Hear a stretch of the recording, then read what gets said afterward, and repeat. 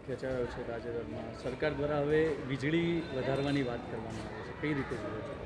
હા, સૌપ્રથમ તો 15 જૂન સુધીમાં વરસાદ ન આવે તો સરકારી નિયમ પ્રમાણે આવનાર સમયમાં જે પરિસ્થિતિ થાય એને પહોંચી વળવા માટેનો ભાવિ પ્લાન હોવો જોઈએ.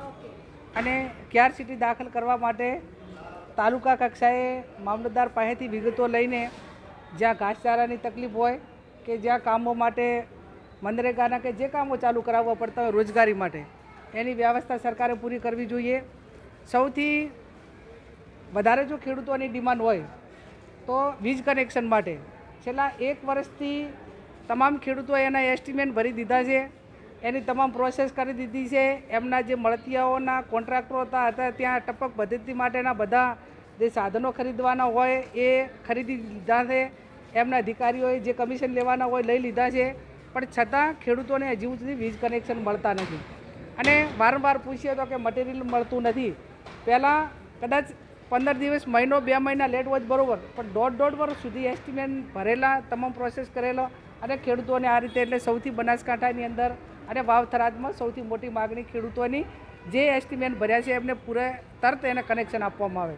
બીજું, સરકારી જે યોજનાઓ છે એ તમામ યોજનાઓ એ સમયાંતરે એનું જે અમલીકરણ થવું જોઈએ, એની જે ક્વોલિટી હચવાવી જોઈએ, એ કોઈ કામોની અંદર મોટા ભાગે હચવાતી નથી. આજે ગામથી ગામને જોડતા રસ્તાઓની સૌથી મોટી માગણી બનાસકાંઠા અને વાવ થરાદની છે.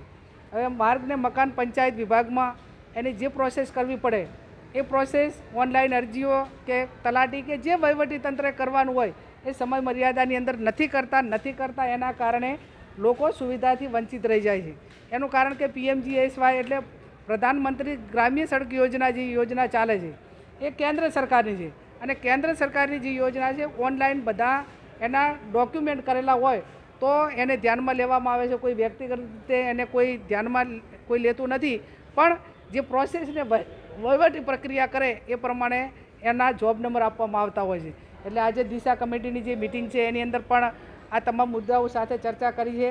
અને જ્યાં ક્વોલિટીવાળું કામ નથી થતું ત્યાં ક્વોલિટીવાળું કામ કઈ રીતે થાય એની એક કમિટીનું ગઠન થઈને એની મુલાકાત, એનું જે રીચેકિંગ હોવું જોઈએ અને એના માટેની જે કાર્યવાહી થવી જોઈએ એ નથી થતી ને એના માટે કરીને ગુણવત્તાવાળા કામો થતા નથી.